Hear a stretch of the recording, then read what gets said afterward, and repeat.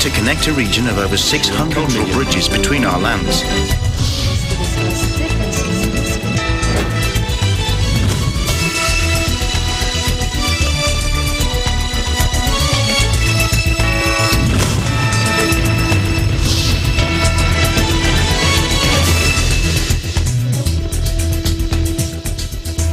Hello, Malma Angeles. Welcome to ASEAN in Focus. Joining me today is Ms. Eliana Faith Sebastian from our EBC Vietnam Bureau. Hello, Eliana. Hello, Alma. Good afternoon, and good afternoon to all of our viewers. I'm Eliana Sebastian from EBC Vietnam Bureau, giving you the news in the dynamic ASEAN region. On today's headlines.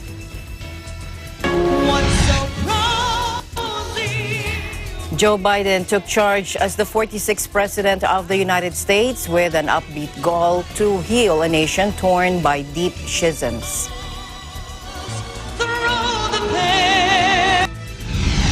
A billionaire opposition figure was abused Wednesday after defaming the monarchy a day after a court sentenced the former civil servant to more than 40 years in jail for leave-less crime.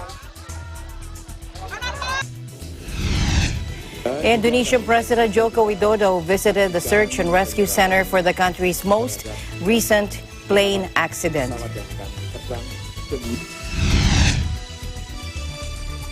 The badminton player Jonathan was the knockout of the Thailand Open, characterizing high-intensity upset against India's Asia Hanoi.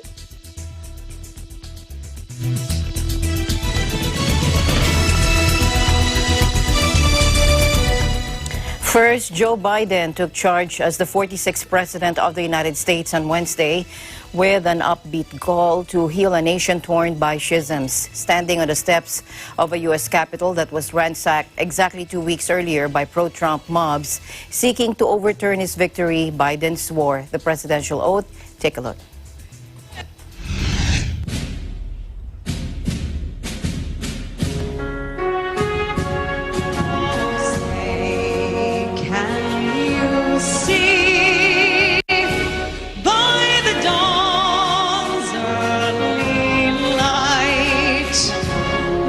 So proudly we hailed at the twilight's last gleaming, whose broad stripes and bright stars through the perilous fight o'er the ramparts we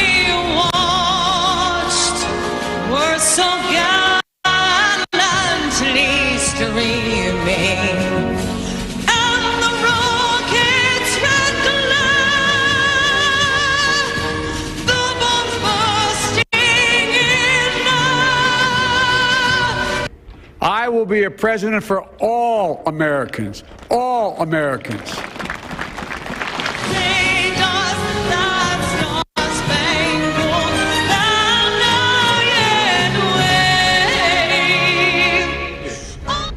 We've learned again that democracy is precious, democracy is fragile, and at this hour, my friends, democracy has failed.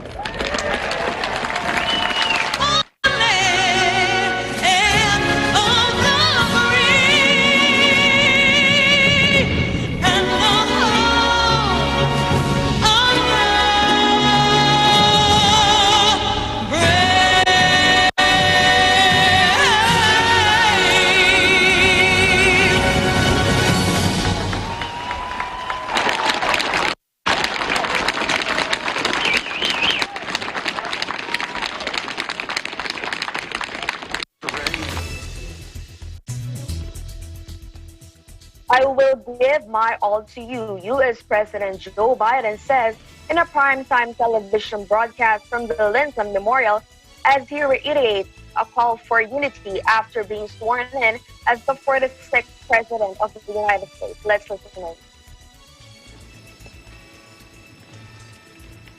Hey, we've learned again that democracy is precious. Because of you, democracy has prevailed. That's why Jill and I, Kamala and Doug, wanted to make sure our inauguration was not about us, but about you, the American people. This is a great nation. We're a good people. And to overcome the challenges in front of us requires the most elusive of all things in a democracy: unity. America's story depends not on any one of us, not on some of us, but on all of us, on we, the people. That's the task before us. The only way we'll get through the darkness around us. We are in one of those moments now. The pandemic, economic crisis, racial injustice, the climate crisis, and threats to our very democracy. And the question is, are we up to it? Will we meet the moment like our forebears have? I believe we must, and I believe we will. America built of decency. It's built of decency and dignity, of love and healing, of greatness and goodness, of possibilities. This is a story that guides us, inspires us, and unites us today and always. So thank you for this honor. I will give my all to you. We shoot for the moon, and then we plant our flag on it. We are bold, fearless, and ambitious. We are undaunted in our belief that we shall overcome, that we will rise up. Fireworks light up the sky over Washington, D.C. as Joe Biden's inauguration day comes to a close. Joe Biden took charge as the 46th President of the United States with an upbeat call to heal a nation torn by deep schisms as he immediately erased some of Donald Trump's most divisive policies. At 78, Biden is the oldest ever U.S. president, a job he first sought in 1987. Harris, the daughter of Indian and Jamaican immigrants, became the highest-ranking woman in U.S. history and the first black person and first person of Asian heritage as the nation's number 2. She and her husband, Doug Emhoff, America's first ever second gentleman, were escorted to the inauguration by Eugene Goodman, a black police officer at the Capitol who became a hero by luring away the mostly white mob away from the Senate chambers. Thanks to the new vice president's tie-breaking vote, the Democratic Party regained control of the Senate, which confirmed the first of Biden's nominees, National Intelligence Chief Avril Haines.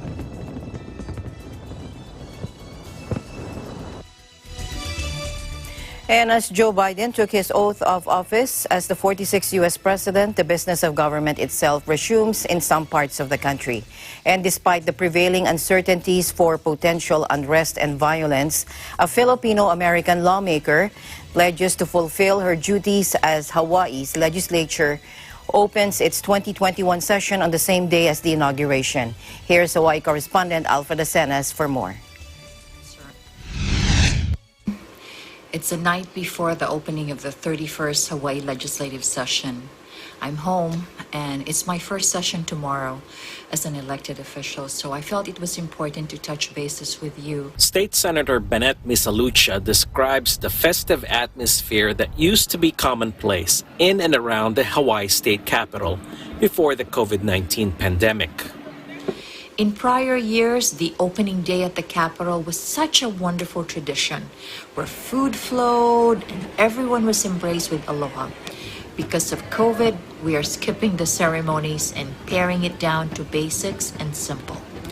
But we are excited to work with the other legislators, the other senators, to enact bills that would make a difference in all of our lives, in our district.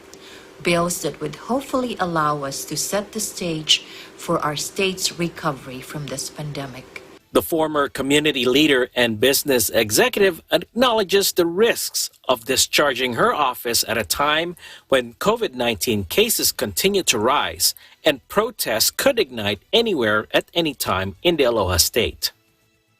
I want to thank those of you who reached out and expressed your aloha as well as concern about my safety at the Capitol in view of recent events in Washington, D.C. Do know that I feel confident that all the necessary precautions have been put in place, by the relevant authorities involved, we are not taking any threats lightly. However, we need to demonstrate that we, the legislature as an institution, stand strong and the business of the people will go on. We will not cower in fear. As you may have heard, there will be some changes in the way this session will proceed. The Capitol will still be on lockdown due to COVID, but we will have floor sessions in person. However, all the hearings will be virtual. But be assured that democracy will prevail and you, as a citizen, can continue to engage and provide insights into the bills that will be introduced this year. So the state capitol is still closed to the public until further notice. However, their proceedings will be available live on YouTube. Just type in Hawaii Senate. Reporting from Honolulu, Hawaii, I'm Alfred Asenas, Eagle News. We live in interesting times. Back to you. Department of National Defense Philippines Secretary Delphine Lorenzana clarified that the cancellation of the UP-DND agreement is not an attack against the UP community because the Department of National Defense only wants to remove the evil elements and protect students from rebel groups allegedly using UP campuses to recruit. It was just 3 years after martial law, so fresh pa yung sa isipan natin yung mga gulo-gulo dyan sa UP. And so this was, I think, this was requested by the UP President then, Abueva, nabigyan sila ng para hindi makapasok yung mga sundalo, no? But that was 32 years ago, Chara. No? And kaya nga, I go back to these kids that were recruited and killed sa UP. Ano? Ito lang. We concentrate on this. We do not suppress legitimate dissent. Mag-assembly kayo dyan. This morning when you woke up, nakakapag-tweet kayo, you can form a demonstration there. Nobody will touch you. Ang ayaw namin ay itong mga nagtatago dyan at nagre-recruit ng mga bata, binibigyan ng baril at makipaglaban against the government and they are being killed. Ito yung nasa records lang namin. Marami pang nawala na hindi na natin alam kung saan sila namatay. Please understand na we have nothing against UP. This is not an attack against UP or the alumni. Gusto lang namin malinis yung UP sa mga bad elements sa loob. And I have 2 kids who went to UP. One of them is here. Nakikinig siya ngayon dito. And so, this is not against UP. It is a way of protecting the students. Para wala nang masama rito. Hopefully, wala nang masali rito sa mga mamamatay, mga kabataan na galing sa UP. I have nothing against UP. But we want to protect UP and the students. Lorenzana said he is willing to hold a dialogue with officials of the University of the Philippines if they could explain incidents where UP students were killed in military encounters with the communist terrorists, New People's Army or the NPA. Lorenzana welcomed UP President Danilo Concepcion and some senators called for a dialogue regarding the termination of the 1989 agreement that prohibits state forces from entering the university campuses since prior notice.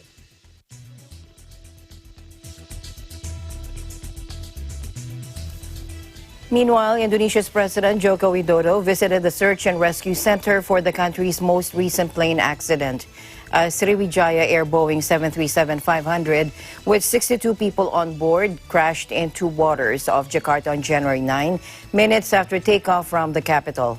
President Widodo attended the ceremony at the Rescue and Search Center in which the government handed over compensation to the family representatives of the air crash victims. Take a look. Dan juga tadi baru saja kita saksikan penyerahan santunan baik dari Jasara Harja sebesar 50 juta per penumpang dan juga dari santunan dari Sriwijaya sebesar 1.200.000.000 50 juta. Di bidang transportasi, ini keselamatan adalah yang utama.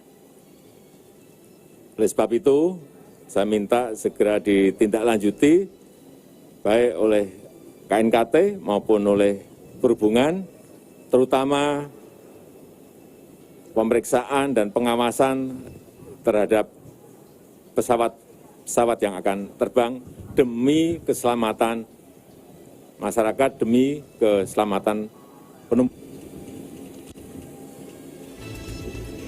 Indonesian investigators have successfully recovered data from the crashed passenger jet's flight recorder days after the plane with 62 people aboard slammed into the sea. The 26-year-old plane crashed just 4 minutes after setting off from Jakarta, bound for Pontianak City on Borneo Island. It's a 90-minute flight away.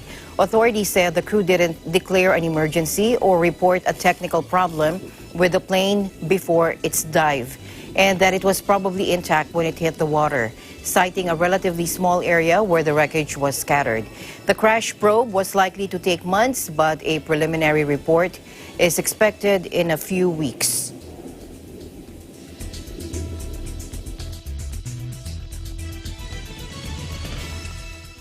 The UK coronavirus strain has been detected in at least 60 countries.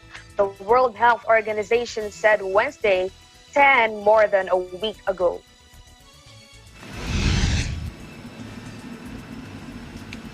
With the global death toll now well past 2 million and new variants of the virus causing deep concern, countries across the world are grappling with how to slow infections until vaccines become widely available. The South African strain, which like the UK one is believed to be more infectious, has now been reported in 23 countries and territories, the World Health Organization also announced in its weekly update. It added that the number of new deaths climbed to a record high of 93,000 over the previous 7 days, with 4.7 million new cases reported over the same period. The UK strain, first detected in mid-December, is thought by the World Health Organization to be between 50 and 70% more infectious than the original. While more transmissible, the two variants are not thought to be more deadly, and Pfizer and German partner BioNTech have said their vaccines are effective against the mutation found on the British virus variant known as B.1.1.7.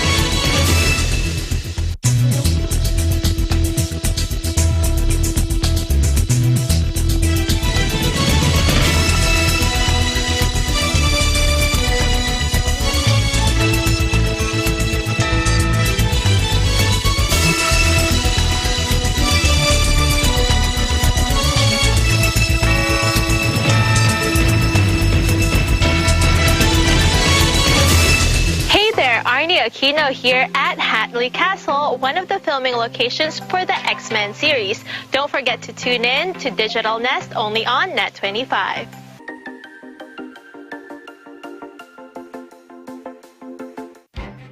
Events happen around us all the time, in our community, in our country, around the world.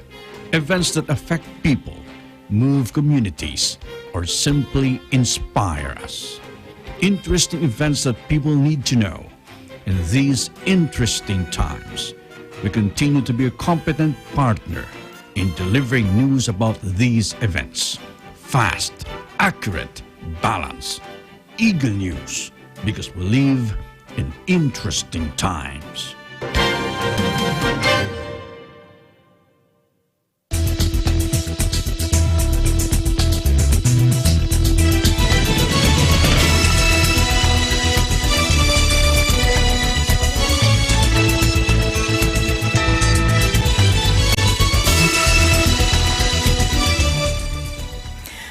Welcome back. A Thai billionaire opposition figure was accused Wednesday of defaming the monarchy, a day after a court sentenced a former civil servant to more than 40 years in jail for lay majeste crimes.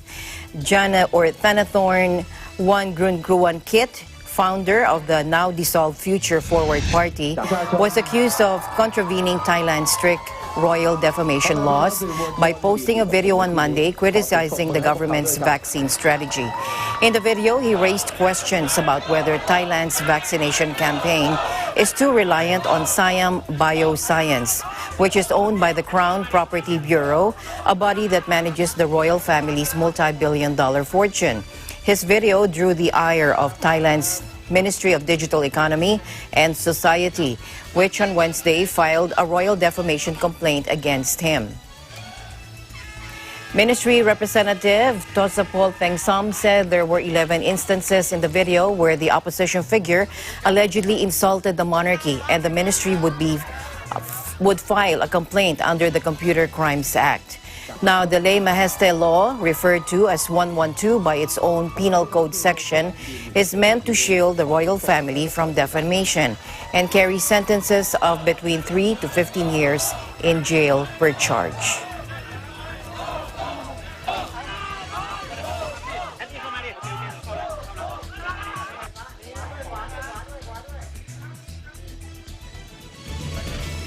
To Thailand now, where the country has confirmed that it will give 210 billion baht worth of handouts to alleviate the hardship caused by the coronavirus pandemic. Joining us live from Thailand, here's Cristel Dimarukot. Hello, Cristel. Sawadika, Alma, and good afternoon to all our viewers. Here are the latest updates here in Thailand. The cabinet on Tuesday has officially confirmed the new cash handout campaign known as Rao Chana, which means we win in Thai language. A total of 210 billion baht of cash handout will be distributed to ease the hardship of millions of low-income people affected by the new wave of COVID-19 infections. Under the financial scheme of Rao Chana, the government will distribute a total of 7,000 baht per person to cover 31 million people affected by the COVID-19. Finance Minister Arkom Termpitaya Paisit further discussed the qualifications for recipients such as Thai nationals who are 18 and above, not working as government officials and or a civil servant, not currently accepting any types of allowance from the government, not earning more than 300,000 baht a year, and not having a total amount of deposit money in their bank accounts for more than 500,000, and so on. Arkom said, and I quote, "This program is aimed to help reduce the cost of living for those low-income earners affected by the new outbreak. The money circulating from government programs should help boost consumption, especially in grassroots economy." End of quote. The registration will be opened from 29th of January to 12th of February through their website. And that's the latest news here in Thailand. Back to you, Alma. Thank you very much, Cristel, and looking forward to more updates there in Thailand. Thank you very much for your time. Also, thank you, and reporting live from Bangkok, this is Cristel Dimarukot. We live in interesting times.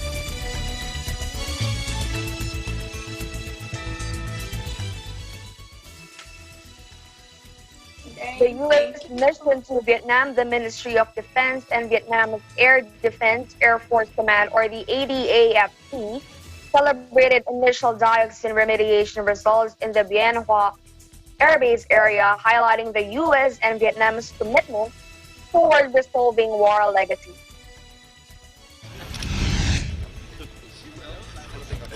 It was attended by Deputy Minister of Defense Nguyen Thi Vinh, U.S. Ambassador to Vietnam Daniel J. Kittenbrink, U.S. Consul General in Ho Chi Minh City Marie Moore, and United States Agency for International Development Vietnam USAID Mission Director Anne-Marie Yasichka. As many as 1,134 cubic meters of dioxin contaminated sediment have been removed from a lake in a Bienhua City public park over the past year. In the coming weeks, after restoration of grass and trees in the park, USAID and ADAFP will hand back the land to Bienhua City. This result is the first milestone achieved through the $300 million US government commitment to restoring the airbase and surrounding areas, which will take 10 years to complete. USAID and ADAFP also signed an additional land handover agreement, which will focus on the removal of contaminated sediment over the next 2 years on the airbase.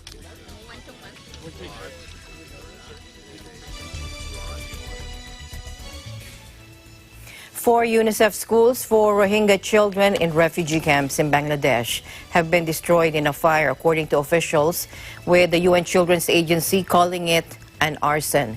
It was unclear who might attack the schools, which were empty at the time. But the security situation in the camps housing around 1 million people has worsened in recent months.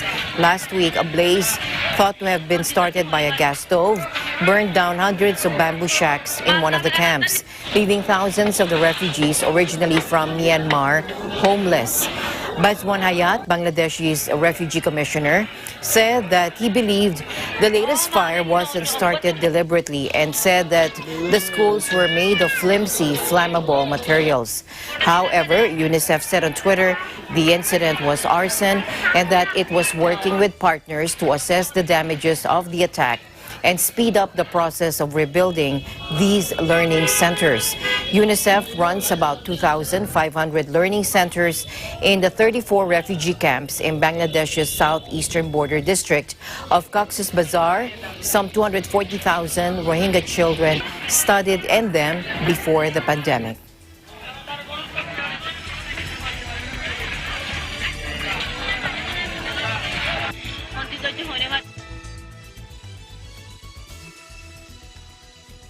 The Philippines on Wednesday received confirmation of participation in the COVID-19 vaccine financing instrument COVAX Facility Advanced Market Commitment, or AMC.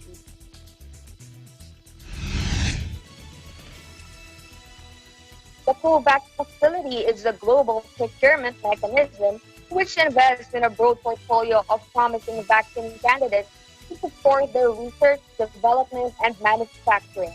With the country's participation in the COVAX facility, the country is set to receive vaccines in the first quarter of this year, a joint statement said. As part of the preparations for the COVID-19 vaccine development or deployment, Health Secretary Francisco Duque III and Vaccine Czar Secretary Carlito Galvez Jr. visited 3 cold storage facilities that can potentially be used in the first wave of COVID-19 vaccine rollout. The inspection was carried out to ensure that the cold chain facilities will meet the storage requirements of vaccines prior to its distribution to identified vaccination sites.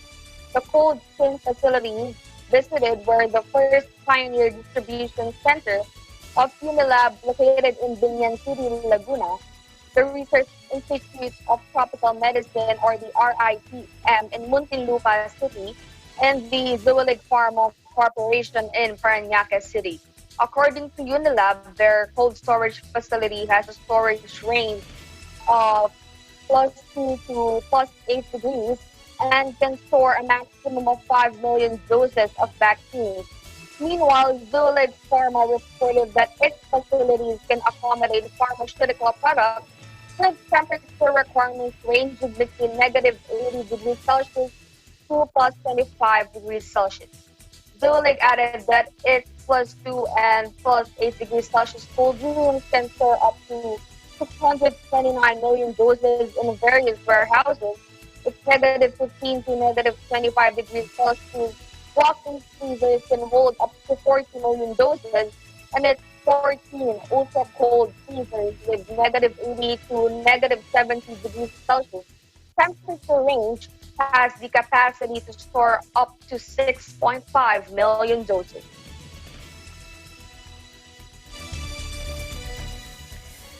In other news, the family of a French-Irish teenager will challenge an inquest ruling that she died by misadventure after vanishing in the Malaysian jungle while on holiday, according to their lawyer today. The body of Nora Quarin, a 15-year-old with learning difficulties, was discovered after a massive hunt through the rainforest following her disappearance from a resort outside Kuala Lumpur in 2019. Earlier this month, a coroner handed down a ruling of misadventure, indicating that her death was accidental rather than a crime, and said that no one else was involved. But her London-based parents, who believe the schoolgirl was abducted, now plan to file a request for the ruling to be revised in the High Court, according to lawyer S. Saktivel. He said the challenge would be submitted as soon as possible in the court in the city of Seremban, but could not confirm when it would begin. If that fails, the family can lodge a final challenge at the Court of Appeals. The teen's mother, Mayab, told the BBC this week that, quote, so many questions have been left unanswered after the verdict, and she believes someone had placed her daughter's body in the spot where it was found. The teenager disappeared a day after her family checked in to the Dusun resort, triggering a 10-day hunt involving hundreds of rescuers, helicopters, and sniffer dogs. Her body was found not far from the resort. Police said there was no sign of foul play, while an autopsy concluded she likely died of starvation and internal bleeding. The coroner suggested she likely wandered out of the family's holiday chalet in the night of her own accord after a long journey from Britain to Malaysia left her disoriented. But her parents have dismissed this theory.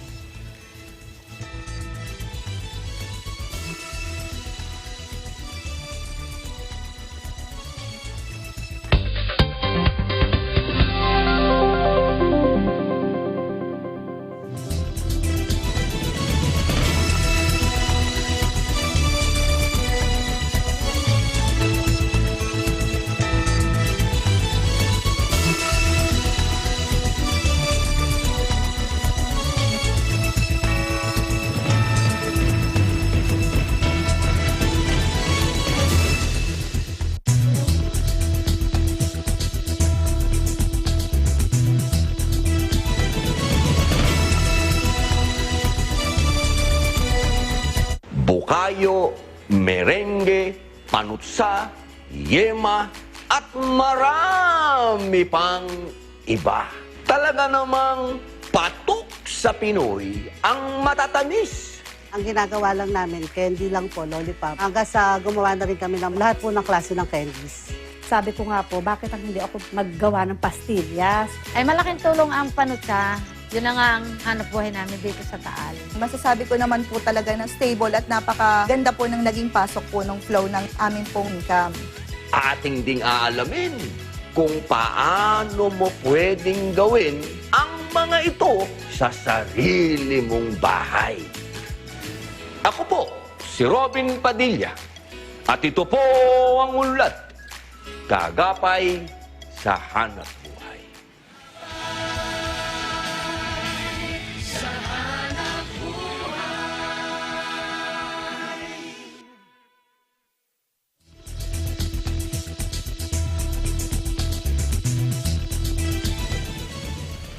Welcome back. Asian markets welcomed Joe Biden's first day of U.S. President with broad gains today as investors look forward with optimism about his economic and COVID recovery plans. Soon after being sworn in, Biden signed more than a dozen executive orders unwinding some of his predecessors' policies, including rejoining the World Health Organization that observers say will help in the fight against the devastating disease.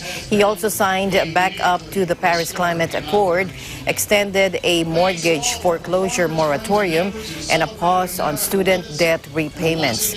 The moves came as the new administration looks to push through a $1.9 trillion relief package for the world's top economy that encompasses, among other things, $1,400 cash payments to struggling Americans. Now, investors have welcomed Biden's election and his pledges to kickstart growth which has offset concerns about his plans for higher taxes and market regulation. In his inauguration address, Biden pledged to rebuild the economy and rebuild the backbone of the country, the middle class. His pick for Treasury Secretary Janet Yellen provided a jab in the arm for markets by reasserting her determination to drive through the stimulus package, telling lawmakers go big if they wanted to rescue the economy. Now, there's also hope that he will devote more time to fighting the coronavirus, which has killed more than 400,000 people in the U.S. and 2 million worldwide. Now, all three main indexes on Wall Street surged to record highs, and Asian investors took up the baton with relish. Hong Kong rose for a sixth successive day to breach 30,000 points for the first time since April of 2019. Tokyo, Shanghai, Sydney, Seoul, Singapore, Taipei, Jakarta, and Wellington also rose, though there were dips in Manila and Bangkok.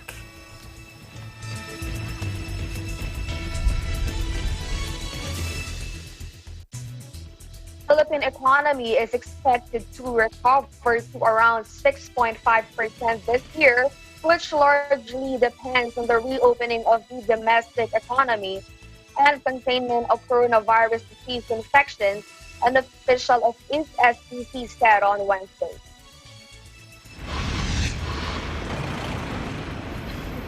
This growth forecast is the lower end of the government's 6.5 to 7.5% target for this year.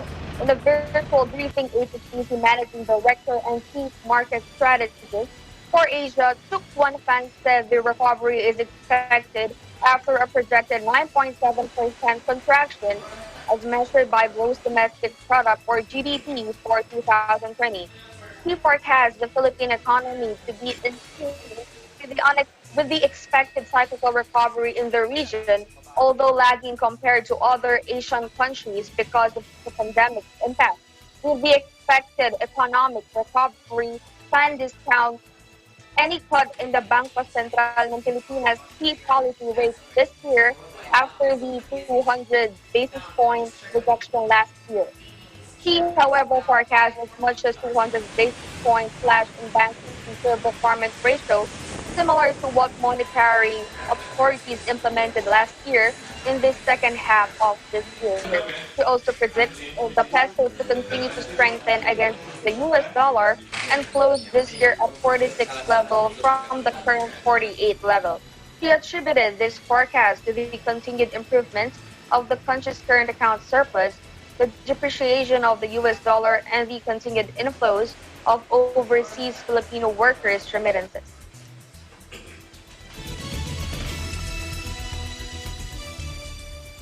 Bangko Sentral ng Pilipinas Governor Benjamin Diokno was discharged from hospital on Wednesday ahead of expectations after a successful operation following a minor head injury.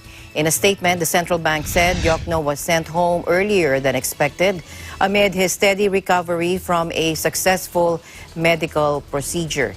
He said, quote, "The governor is now recuperating at home and may preside over the Monetary Board meeting as early as next week." Last Monday, the central bank said Diokno went on medical leave after an operation to remove a blood clot last Sunday. Citing Diokno's medical report, BSP said prognosis for the governor's complete recovery is very good as he was awake and conversant an hour after the procedure. BSP Deputy Governor Francisco Daquila Jr. was designated as Officer INT or in charge, while Diokno is on leave.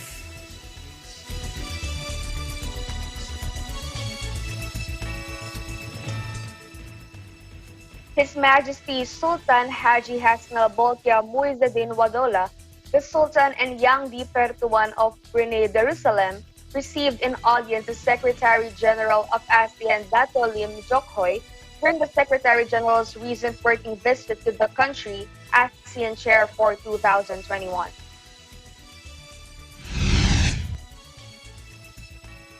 Her Royal Highness Princess Haja Masna, Ambassador at Large at the Ministry of Foreign Affairs, also granted audience to Dato Lim when he visited the Brunei Darussalam Ministry of Foreign Affairs. Dato Lim also met with YB Dato Seri Setia Haji Erdogan, Minister of Foreign Affairs II. Separately, Dato met with Wang Yi, State Councilor and Foreign Minister of the People's Republic of China, who was in Brunei Darussalam at the time, as well as other senior government officials and business community during his visit. As the ASEAN chair for 2021, Brunei Darussalam has adopted the theme, We Care, We Prepare, We Prosper. The theme puts the well-being of ASEAN people in the center of its endeavors, while preparing for future opportunities and challenges in order to prosper as a unified region.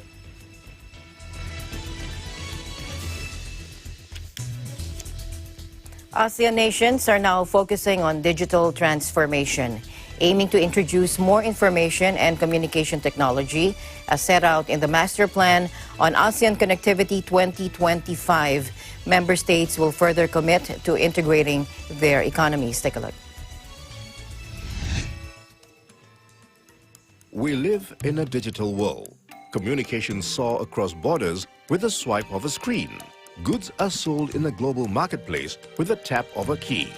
With the Master Plan on ASEAN Connectivity 2025, our goal is to improve the region's infrastructure to enhance the movement of people, goods and services.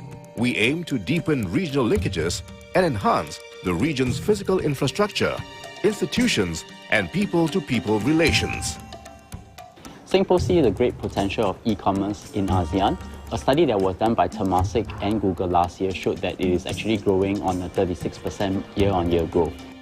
This will reach about $88 billion by 2025. To address this, Singapore has actually transformed itself from a national post to a global e-commerce logistics company. The ASEAN logistics network can be supported by a strong regulatory environment. This includes tariff-free trade policy to have goods that can freely flow across the logistics network within the ASEAN countries. Bridging the digital divide in ASEAN is critical to the socio-economic development in the region. The Master Plan will help to bridge the digital divide in ASEAN by improving the region's connectivity.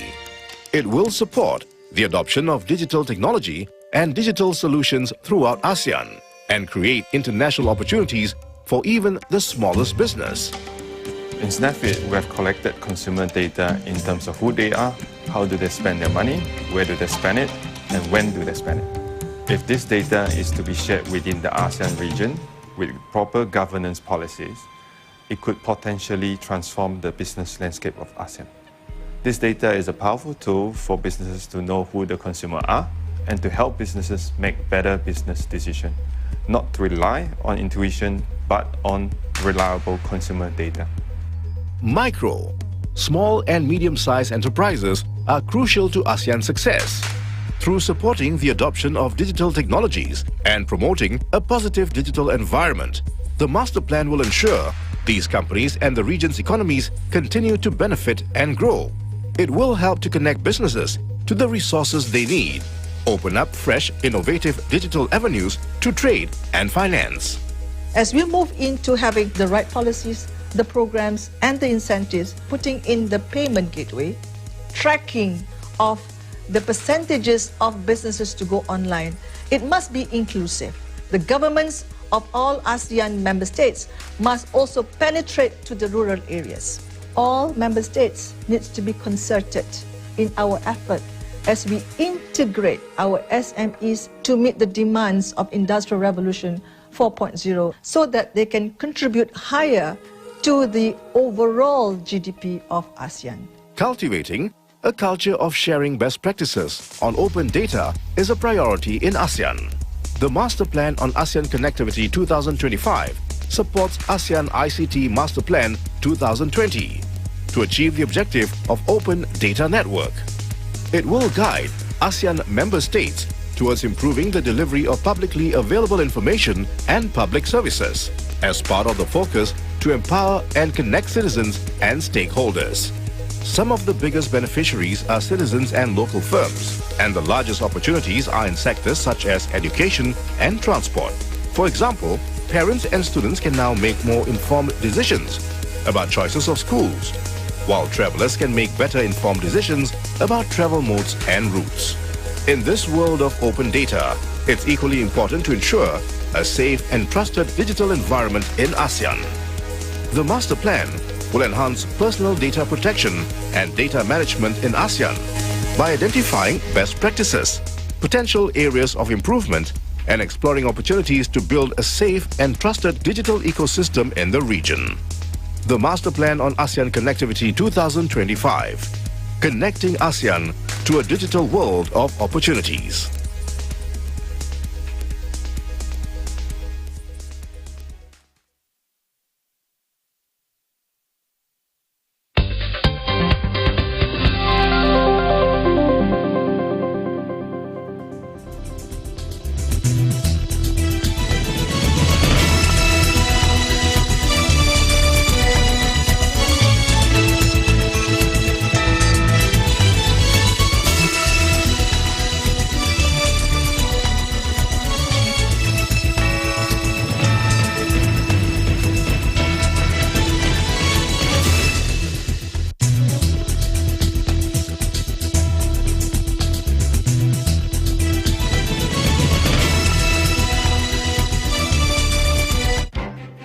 Events happen around us all the time, in our community, in our country, around the world.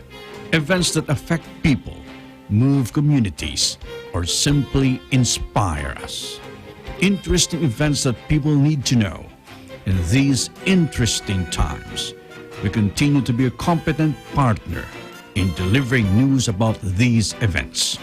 Fast, accurate, balanced, eagle news, because we live in interesting times.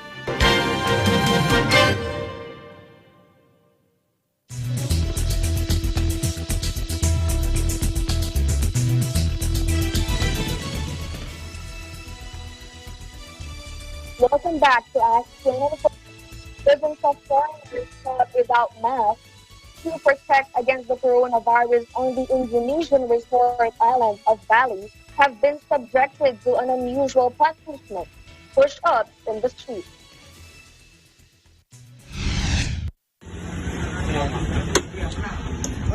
Yeah, yes, enough. Enough is okay. Stop.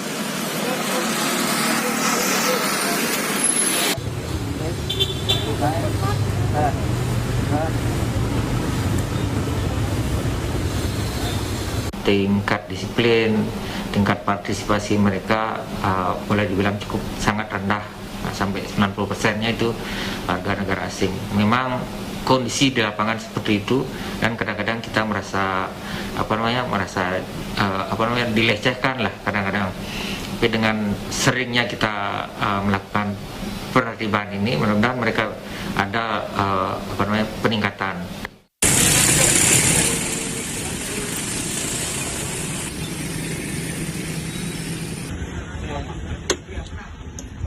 Yeah, yes, enough. Enough is okay. Stop.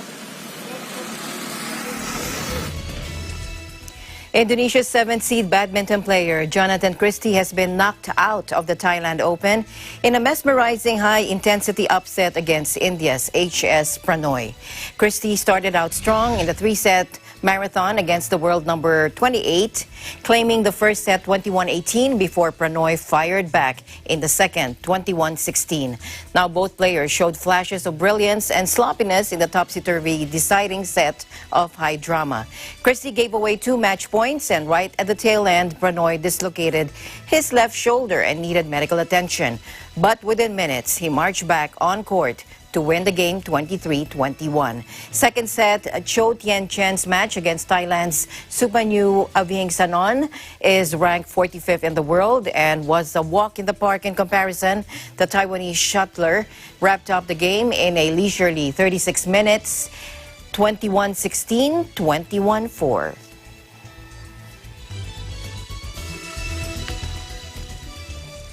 Thank you very much, Eliana, for joining me today and helping me out here on ASEAN in Focus. Thanks again. Thank you, Alma. And I would also like to take this opportunity to greet my dad who's celebrating his birthday today. Happy birthday to my dad. I love you po. And that's the latest news in the ASEAN region. I'm Eliana Sebastian from EBC Vietnam Bureau. We live in interesting times. Happy birthday to Daddy of Eliana. Have a great day. And and a blessed day. Thank you very much for joining us today. We'll see you back tomorrow. Malma Angeles, and we live in interesting times.